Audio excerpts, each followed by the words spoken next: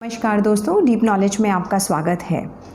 दोस्तों, कोई भी माँ बाप सुबह उठ के ये नहीं कहता है कि आज मुझे अपने बच्चे को डांटना है, उसके ऊपर चिल्लाना है, उसकी बेइज्जती करनी है। इनफैक्ट जब हम सुबह उठते हैं तो हम सारे पेरेंट्स मन में कहीं ना कहीं एक ये डिसाइड करते हैं, प्रॉमिस करते हैं खुद से कि आज का दिन एक शांतिपूर्वक दिन होगा जिसमें हमें हमारे बच्चे के साथ कोई लड़ाई नहीं करनी है, कोई स्ट्रगल नहीं करना है, कोई फाइट नहीं करनी है।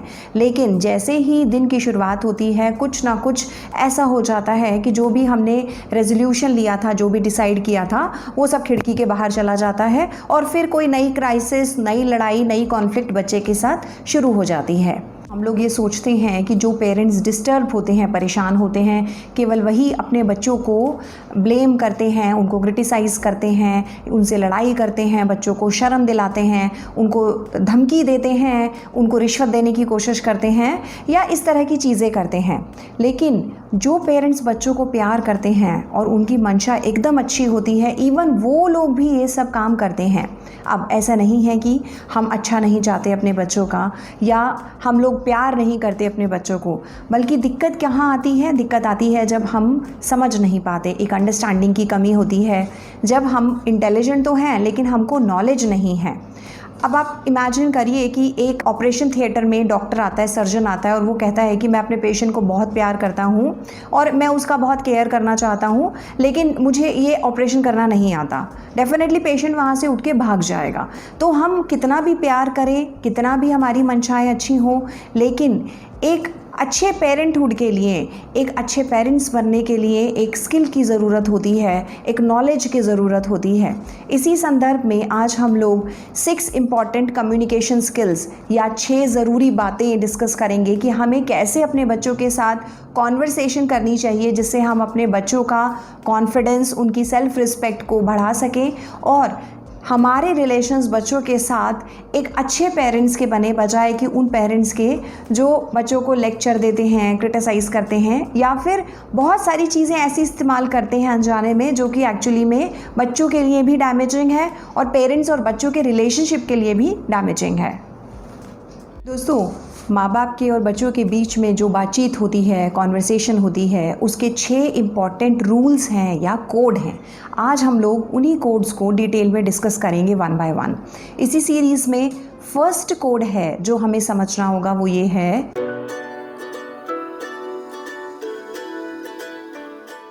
First rule of conduct. हमें अपने बच्चों के साथ ऐसे बात करनी है जैसे हम गेस्ट के साथ बात करते हैं। दोस्तों, सारी परेशानी की जड़ वहीं से उपजती है कि हमें ये नहीं समझ में आता हम बच्चों को रिस्पॉन्ड कैसे करें। हमारे शब्दों में बहुत ताकत होती है और ये जो डिस्ट्रॉय करने की ताकत है इसका अंदाज़ा हमको खुद भी नहीं होता। काफ़ी बार तो ऐसा होता है हम अपने बच्चों से उसी लहजे में बात कर रहे होते हैं, उसी टोन में बात कर रहे होते हैं जो बहुत सालों से हमने अपने पेरेंट्स से सुना था और जिसको सुन के हमको ख़राब लगता था और अपने पेरेंट्स पे गुस्सा आता था। लेकिन हम जाने अनजाने वही शब्द, वही टोन अपने बच्चों के साथ भी इस्तेमाल करते हैं। तो कैसे रिस्पॉन्ड करें? सबसे पहला रूल, हमको अपने बच्चों के साथ ऐसे डील करना है जैसे हम अपने घर में आए हुए मेहमानों के साथ डील करते हैं या हम अनजान लोगों के साथ डील करते हैं। इमेजिन करिए आपके घर में एग्जाम्पल के लिए एक गेस्ट आए, वो अपना छाता भूल गए। अब ऐसा नहीं है कि आप वो छाता लेके उनके पीछे जाएंगे गेट तक और उनको बोलेंगे, अरे तुम अपना छाता हर बार भूल जाते हो, तुम्हारी छोटी बहन आती है वो तो नहीं भूलती है, तुम्हें कब समझ आएगी, 40 साल के हो गए हो अभी तक अपना छाता ठीक से रखना नहीं आता है, क्या तुम अपना दिमाग कहीं छोड़ के आए हो? क्या हम ये सब अपने गेस्ट से बोलेंगे? बिल्कुल नहीं। जी हाँ, लेकिन हम बच्चों से बोलते हैं। हम रोज़मर्रा की लाइफ में बच्चों के साथ जब हमारे आउटबर्स्ट होते हैं, हमारा इमोशंस सारी जगह पे बिखर जाता है, तब हम अपने बच्चों के साथ ये शब्द ज़रूर इस्तेमाल कर लेते हैं।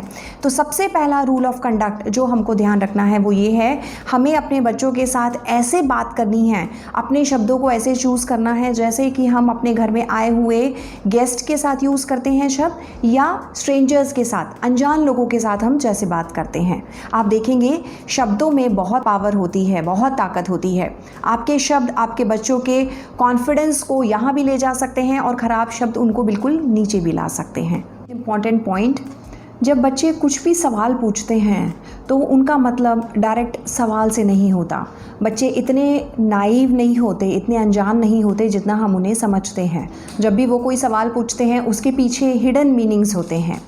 मतलब आपको ये देखना पड़ेगा कि आपके बच्चे का वो सवाल कौन सी फीलिंग से, कहाँ से निकल के आ रहा है। जैसे एग्जाम्पल के तौर पे हम बताते हैं, एक बार 10 साल का कमल है, उसने अपने पापा से पूछा कि पापा यूपी में कितने बच्चे हैं हर साल जो अपने माँ बाप से बिछड़ जाते हैं, खो जाते हैं। कमल के पापा एक लॉयर हैं, वकील हैं। उनको अच्छा लगा कि उनका बेटा सोशल चीज़ों में इंटरेस्ट ले रहा है, सोशल कॉजेज़ में। उन्होंने एक नंबर बताया। बच्चा तब भी सेटिस्फाई नहीं हुआ। कमल ने पूछा, अच्छा पापा यूपी छोड़िए, पूरे नॉर्थ इंडिया में कितने हैं? फिर उसने, पापा ने नंबर बताया। फिर कमल ने पूछा, अच्छा पापा पूरे इंडिया में कितने हैं? तब उसके फादर को ये चीज़ स्ट्राइक करी कि ऐसा नहीं है कि वो किसी सोशल कॉज में इंटरेस्टेड है, वो कहीं ना कहीं इस चीज़ को लेके डरा हुआ है कि कभी ऐसा ना हो कि वो अपने फादर या मदर से बिछड़ जाए। तो ये एक छोटा सा एग्जाम्पल था। तब उसके फादर को स्ट्राइक हुआ कि एक्चुअली में प्रॉब्लम ये है कि कमल अपने लिए ये सवाल पूछ रहा है। 5 साल की डॉली, उसकी मदर उसको प्ले स्कूल में एडमिशन कराने लेके गई। तो वहाँ पे डॉली ने दीवार पे कुछ पेंटिंग्स देखी और वहाँ जो टीचर थी उनसे कहा, ये गंदी सी पेंटिंग्स किसने बनाई हैं? तो मदर को गुस्सा आया। माँ ने कहा, डॉली इतनी अच्छी पेंटिंग्स है बेटा, तुम इसे गंदी क्यों कह रही हो? डॉली की बात माँ नहीं समझी, टीचर समझ गई। टीचर ने कहा कि बेटा यहाँ पे अगर आप गंदी पेंटिंग्स भी बनाते हो तो भी कोई फ़र्क नहीं पड़ता, हम उनको बहुत प्यार से दीवारों पे टांगते हैं। थोड़ी देर बाद डॉली ने एक टूटा हुआ खिलौना देखा तो उसने कहा, ये खिलौना किसने तोड़ा और उसके साथ क्या हुआ जिसने खिलौना तोड़ा? माँ समझ गई। माँ ने कहा, तुमको क्या फ़र्क पड़ता है बेटा, किसी ने तोड़ दिया होगा।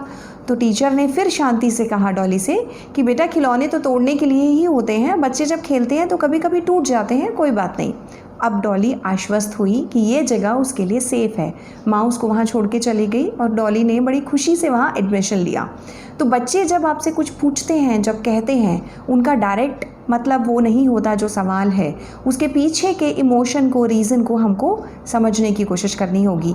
और ये स्पेशली छोटे बच्चों के लिए भी, टीनेजर्स के लिए भी, एडोलेसेंट्स के लिए, सबके लिए सेम तरीके से लागू होता है। थर्ड इम्पॉर्टेंट पॉइंट, जब भी हम बच्चों के साथ कम्युनिकेट करते हैं तो वो चीज़ रिस्पेक्ट पे बेस्ड होनी चाहिए और बच्चों के बिहेवियर की बजाय हमें उनकी फीलिंग्स पे फोकस करना है कि उस समय वो कैसा महसूस कर रहे हैं। फीलिंग्स ज़्यादा इम्पॉर्टेंट होती है बजाय कि बिहेवियर के। एग्जाम्पल के लिए, एक बार 9 साल का अनिल घर पे आया, बहुत गुस्सा था। उस दिन उसका पिकनिक जाना था और बारिश हो गई, पिकनिक कैंसिल हो गया। तो हर बार जो पापा थे अनिल के, वो उसको समझाते थे कि चलो कोई बात नहीं, फिर हो जाएगा, या और भी कुछ जैसे कंसोल करते हैं, सलाह देते हैं, बच्चों को शांत करते हैं। उस दिन फादर ने कुछ नहीं किया। उस दिन फादर ने सिंपली ये कहा, कितना ख़राब हुआ ना, तुम्हारा पिकनिक मिस हो गया। अब अनिल ने कहा, हाँ मैं बहुत वेट कर रहा था इसकी। फादर ने कहा, अगर ये बारिश ना होती तो कितना अच्छा होता, तुम पिकनिक पर जाते। अनिल ने बोला, हाँ पापा, लेकिन चलो कोई बात नहीं, फिर कभी चला जाऊंगा। और जो उसका गुस्सा था, उसकी फ्रस्ट्रेशन थी, वो थोड़ी देर में वैनिश हो गई, वो भूल गया और खेलने चला गया। जब बच्चे बहुत स्ट्रॉन्ग इमोशंस के अंदर घिरे होते हैं, उस समय आप ना उनको कोई नसीहत दें, ना उन्हें कोई सलाह दें। वो चाहते हैं कि आप समझें उनके अंदर उस समय कितने स्ट्रॉन्ग इमोशंस चल रहे हैं, वही इमोशंस वो आप तक कन्वे करना चाहते हैं। आप सिर्फ उनके इमोशंस को एक्सेप्ट करिए, उनको कोई भी सलाह, कोई भी एडवाइस बिल्कुल मत दीजिए। अगर आप उनके इमोशंस जो हैं उसको एक्सेप्ट करके वैसे ही रिफ्लेक्ट बैक करते हैं तो बच्चों को समझ आता है कि एटलीस्ट हमारे पेरेंट्स हमारी फीलिंग्स को समझ रहे हैं, जो उनके लिए सबसे इम्पॉर्टेंट चीज़ है। यही हमको हमारे 4th पॉइंट पर लेकर जाता है, जो कि बच्चों को कभी भी लंबी लंबी सलाह मत दीजिए, उनको क्रिटिसाइज़ मत करिए, बुराई मत करिए उनको, और उनको लेक्चर मत दीजिए। इससे क्या होगा, आपके और बच्चे के बीच में दूरी बढ़ेगी और बच्चे आपके ऊपर नाराज़ रहेंगे हमेशा। कॉमन डायलॉग होते हैं, माँ बाप पूछते हैं बच्चे से, कहाँ गए थे, बाहर, क्या किया, कुछ नहीं। पेरेंट्स फ्रस्ट्रेट होते हैं और बच्चे गुस्सा होते हैं अपने माँ बाप के ऊपर अंदर ही अंदर, जब हम उनको लंबे लंबे लेक्चर देते हैं। अगर कोई व्यक्ति बाहर से सुनता है तो काफ़ी बार तो ऐसा होता है जैसे 2 लोग मोनोलॉग में बात कर रहे हैं। पेरेंट्स जो हैं वो क्या बोल रहे हैं, वो लेक्चर दे रहे हैं, या तो बुराई कर रहे हैं, बच्चे को क्रिटिसाइज़ कर रहे हैं, और जो बच्चे हैं वो डिनायल मोड में हैं, मना करने के मूड में हैं, अपने आप को बचा रहे होते हैं, या फिर वो गिड़गिड़ा रहे होते हैं। तो एक तरह से 2 अलग अलग स्ट्रीम चल रही होती, कहीं भी कॉन्वर्सेशन या बातचीत नहीं हो रही होती। एक दिन मेरा बेटा मुझसे बोलता है कि मम्मी, मैं आपसे कुछ भी सवाल पूछता हूँ तो आप इतना लंबा लंबा आंसर क्यों देती हो उसका। और मैं भी सोचने लगी बात तो बिल्कुल ठीक है, वो मुझसे कुछ भी पूछता है तो उसको शॉर्ट में बताने की बजाय मुझे लगता है कि मैं उसको कितना सारा एक्सप्लेन कर दूँ, डिटेल में बता दूँ। एक बार मेरा बेटा है, उसका फ्रेंड उससे कहता है कि मैं तो अपनी मम्मी को कुछ बताता ही नहीं हूँ, इतना लंबा लंबा बातें करती हैं कि मेरा सारा खेलने का टाइम चला जाता है। तो आप ये देखिए, बच्चों के अंदर गुस्सा आता है, नाराज़गी आती है उनको अगर पेरेंट्स उनको क्रिटिसाइज़ करते हैं या बहुत डिटेल में कुछ समझाते हैं। बेसिकली ऐसा नहीं है कि कम्युनिकेशन में आप बच्चे को प्यार नहीं करते, बट कहीं ना कहीं रिस्पेक्ट की कमी होती है। हम उनको वैसे रिस्पेक्ट नहीं करते जैसे हम अपने घर में आने वाले गेस्ट को करेंगे। इसी तरीके से इंटेलिजेंस की कमी नहीं है, लेकिन कहीं ना कहीं हमें स्किल नहीं पता, हमें तरीका नहीं पता है कि कैसे उन लोगों से डील करें। तो एक इम्पॉर्टेंट पॉइंट जो हमें याद रखना है कि लंबे लंबे डायलॉग, लंबे लंबे मोनोलॉग्स बच्चों के साथ यूज़ करने में हमें बचना है, कभी नहीं करिए। फिफ्थ इम्पॉर्टेंट पॉइंट, जब भी आपकी बच्चों से बातचीत होती है वो 2 चीज़ों पे आधारित होनी चाहिए। पहला तो है अंडरस्टैंडिंग, समझ, और दूसरा है एम्पैथी। एम्पैथी का मतलब जब हम सहानुभूति रखते हैं लेकिन खुद को दूसरे व्यक्ति की जगह पे खड़ा होके खुद महसूस करने की कोशिश करते हैं कि वो किस दौर से गुज़र रहा है। जब भी बच्चा आपके पास कंप्लेन लेकर आता है लाइफ के बारे में, अपने किसी दोस्त के बारे में, टीचर के बारे में, तो आपको उसको कोई भी सलाह नहीं देनी है। उस समय आपको सिर्फ उसको समझना है और वो क्या महसूस कर रहा है उसको गहराई से देखने की कोशिश करनी है। देखिए, ऐसा नहीं है कि बच्चे की फीलिंग्स में कोई बहुत बड़ा चेंज आ जाएगा, लेकिन जब हम एम्पैथी दिखाते हैं या सहानुभूति दिखाते हैं बच्चे के साथ, तो वो जो उसका स्ट्रॉन्ग फीलिंग्स का जो दंश है, वो जो चुभती हैं, वो ख़त्म हो जाता है। उसकी जो शार्पनेस है, वो जो कटिंग एज होती है, वो रिड्यूस हो जाती है। एग्ज़ाम्पल के लिए 10 साल का एरिक है, वो घर पे आया। एरिक ने अपनी माँ से कहा कि मुझे लगता है मैं मैथ्स में बहुत बुरा हूँ। अब अगर एरिक की माँ कहती है कि हाँ, तुम्हें मैथ्स में मेहनत करने की ज़रूरत है, या वाकई तुम्हारी फिगर्स या नंबर्स बहुत ख़राब हैं, तो इन्हीं दोनों ही चीज़ों से एरिक की जो सेल्फ़ कॉन्फिडेंस है, उसकी जो सेल्फ़ रिस्पेक्ट है अपने बारे में, उसको चोट लगेगी। इसकी बजाय वो अपने बारे में लो फील कर रहा है। इस समय आपको सिर्फ उसकी फीलिंग को उसको वापस से इको करना है, मतलब उसकी फीलिंग को बच्चे को वापस रिफ्लेक्ट करना है। जैसे आप कह सकते हैं, कोई बात नहीं एरिक, मैथ्स एक्चुअली में मुश्किल टफ सब्जेक्ट है, जब तुम्हारे एग्ज़ाम्स हो जाएंगे तो तुम बेहतर महसूस करोगे, या हो सकता है तुम्हारे टीचर बहुत अच्छा ना पढ़ा पाते हो। तो आप उसकी फीलिंग्स को जब रिफ्लेक्ट करते हैं तो बच्चा बहुत बेहतर महसूस करता है। दूसरा, जैसे एक बच्चा घर पे आया, उसने कहा मुझे अपनी टीचर बिल्कुल पसंद नहीं है, आज उन्होंने मुझे क्लास में सबके सामने डांटा। तो माँ ने कहा कि मुझे लगता है कि ये तो बहुत ही ख़राब हुआ तुम्हारे साथ, कितना शर्म आई होगी तुम्हें ना दोस्तों के सामने, और मुझे लगता है तुमने अपनी टीचर के लिए 2-4 बहुत ख़राब चीज़ें भी सोची होंगी। तो बच्चे को लगा, अरे आपको कैसे पता?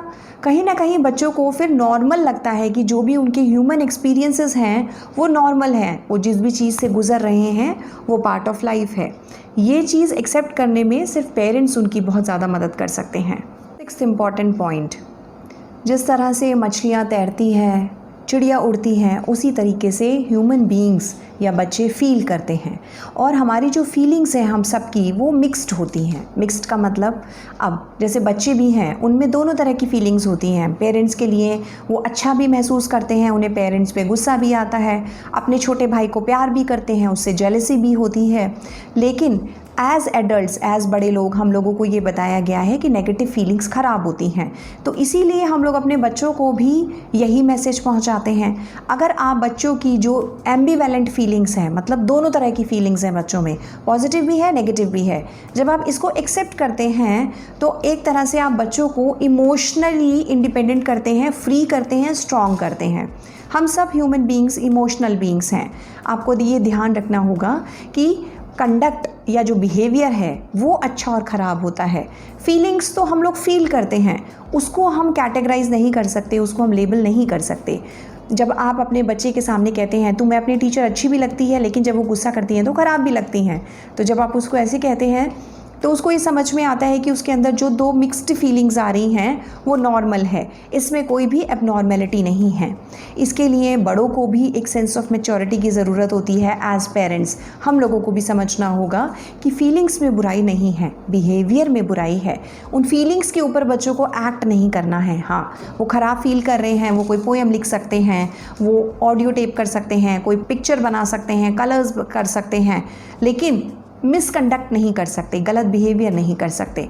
तो यहाँ पे ये डिफरेंस है। हाँ, लेकिन अगर बच्चे इमोशंस नेगेटिव फील करते हैं तो उसके लिए हम बच्चों को ख़राब नहीं महसूस करा सकते। तो दोस्तों, आई एम श्योर आज के वीडियो में हमने कुछ बेसिक कॉन्वर्सेशन स्किल्स, बातचीत के स्किल्स अपने बच्चों के साथ डिस्कस किए हैं। मैं खुद इन सब चीज़ों को पढ़ती हूँ, समझती हूँ, अपने बच्चे के साथ अप्लाई करने की कोशिश करती हूँ और मैंने देखा है जो हमारी लाइफ में रोज़मर्रा की बच्चों के साथ कॉन्फ्लिक्ट हैं, लड़ाइयाँ हैं, क्राइसिस हैं, उनमें ये चीज़ें बहुत मदद करती हैं। दोस्तों, इन सब चीज़ों को लेके हमने अपना एक SPPT पेरेंटिंग का कोर्स भी डिज़ाइन किया है, super parenting. I am sure अगर आप लोग इंटरेस्टेड हैं, आप हमारा वो कोर्स भी ज्वाइन कर सकते हैं। आपको अपने बच्चों के साथ डील करने में, उनको समझने में ये कोर्स बहुत मदद मिलेगा। आज के लिए इतना ही। Thank you so much. Please हमारे वीडियो को लाइक ज़रूर करिएगा और हमारे चैनल को ज़रूर सब्सक्राइब करिए। अपने कमेंट्स में बताइए आपको ये वीडियो कैसा लगा। इस तरह के वीडियोज़ हम आपके लिए और भी लेकर आएंगे। Thank you so much.